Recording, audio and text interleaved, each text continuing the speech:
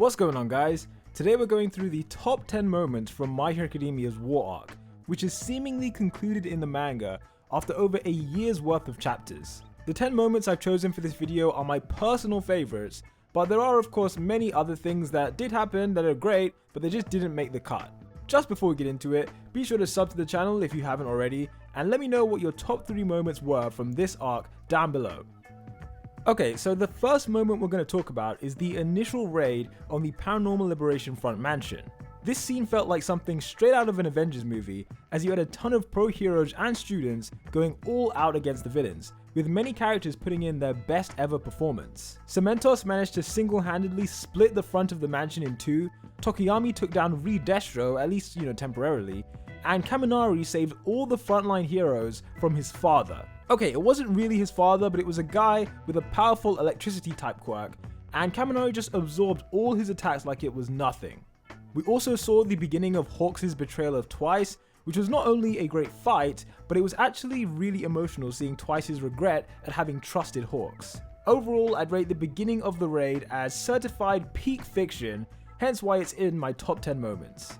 Next up, the reveal of Kurogiri's true identity was something that occurred at the beginning of the arc, and this was special for a lot of reasons. As a reader of My Hero Academia Vigilantes, finding out that Kurogiri was actually Shirakumo was a crazy plot twist because Shirakumo used to be a student at UA alongside Aizawa and Present Mike. Shirakumo's supposed death is what turned Aizawa into the character he is today, so to find out that his body was harvested and then turned into a villain that we've known since season 1, yeah, that's a pretty big deal.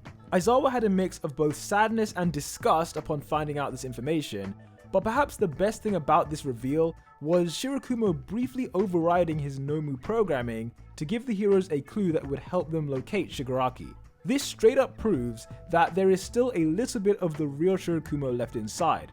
So do any of you guys think he might return as a hero in the future? With Eri being a thing, surely it's not totally impossible.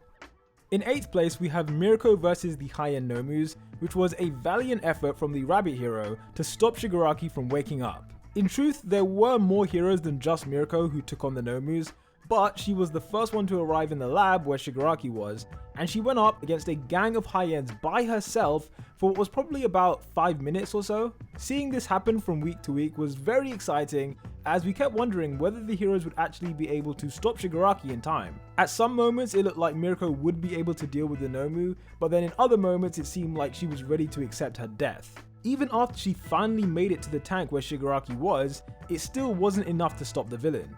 Present Mike obviously was able to finish off the job, but we all know how things went after that. On to 7th place, this spot goes to Izuku Midoriya unlocking his 3rd quirk during the battle against Shiguraki. This moment came after Shiguraki was about to touch the ground and kill everyone with decay, but Deku used Black Whip to grab the heroes before shooting off into the sky thanks to his new quirk, which is called Float. What was really iconic was that he used Black Whip to also pull Shiguraki into the air as well, before telling the villain, "Up here is where I'll beat you." There are very few moments in the series in which Deku has been cooler than this. I mean, he's got a new quirk, he saved everyone's life, and he's boldly threatening the person who just gave the #1 hero a good beatdown. Float was the perfect counter to Shiguraki's decay, and without it, who knows what would have happened. Moving on, we have the death of Twice, which occurred after Hawks stabbed him in the back both literally and metaphorically. Whilst Hawks was undercover with the League of Villains, he and Twice became very good friends, almost to the point where you could forget that Hawks still was on the hero's side. However, at the start of the war, Hawks betrayed Twice without any hesitation so that he couldn't use his double quirk against the heroes. It was at this moment that we learnt how cold Hawks really is, as he basically made fun of Twice for believing his act. That final scene of Twice's clone returning to Toga before melting away, it was nothing short of fantastic, and I don't think Horikoshi could have handled Twice's death much better than this. Even though Twice was the one who ended up dying, it could have very easily been Hawks instead if Dabi was more efficient with his flames. In 5th place, we have a moment that was short and sweet, but it was still one of my favourite things to happen during the war. As Shiguraki was beating down the heroes, it became clear that even with his quirks erased, he was still virtually near All Might levels of power. This meant that Shiguraki, with just 2 fingers, was able to flick a quirk-destroying bullet towards Aizawa as if it was being fired from a weapon. However, without any hesitation, the professor whips out his support item before cutting the bottom half of his leg clean off. Aizawa did this so fast that the quirk destroying bullet didn't even have time to erase his quirk, and even Shiguraki had to admit this was a pretty cool move. I personally know I would never have done the same thing in that same situation, so kudos to Aizawa for being that awesome.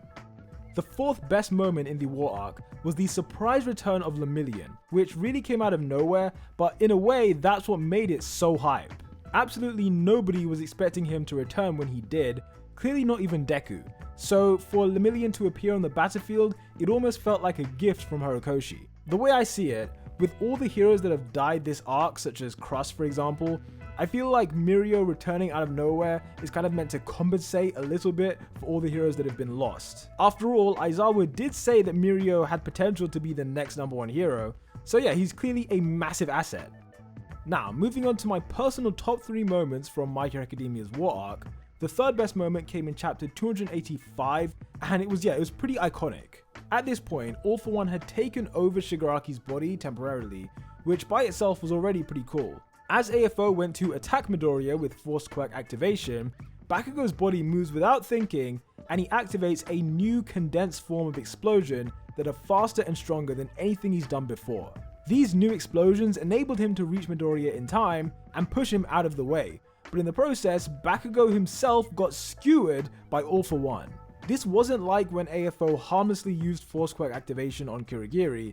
Instead, these tentacles went straight through Bakugo's body, causing major internal damage. When this chapter came out, we had no idea what was going to happen next. I remember there was speculation in the comments about whether AFO would steal Bakugo's quirk or whether Bakugo might die, and while neither of those things ended up happening, it was still super exciting waiting for the next chapter.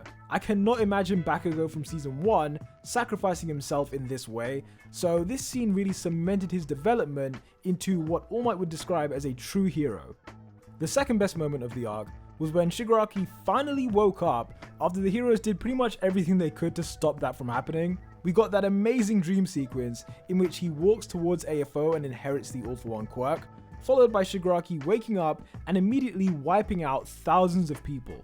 With just one hand, Shiggy turned most of the city to dust, killing the number 6 hero Crust as well as many other innocents in the process. His new and improved Decay quirk had several upgrades which I spoke about in a different video, and by the time he was finished, only a stump of ground remained of the hospital.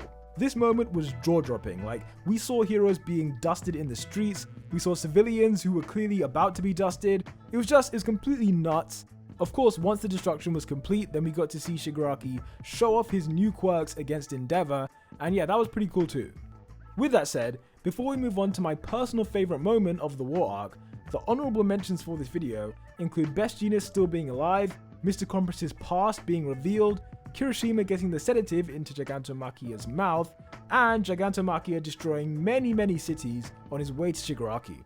Okay, so the main event is something so epic that when the spoilers dropped for this, it trended higher than the 2020 US election. That is not a joke, I will link to the article in the description, but yeah, these spoilers dropped in early November during the middle of the US election, and still, despite that, Derby was the main trending topic, which is honestly one of the funniest things I've ever seen. Of course, the reason for that was that in chapter 290,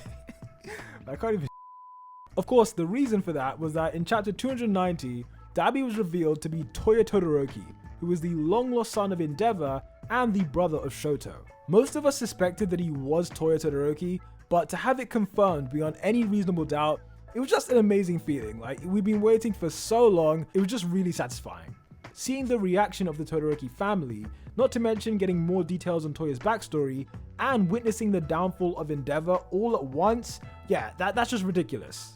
Dabi's hair being white was also the icing on the cake, as now there is a clear distinction between the Dabi era of the series and the Toya era of the series going forward.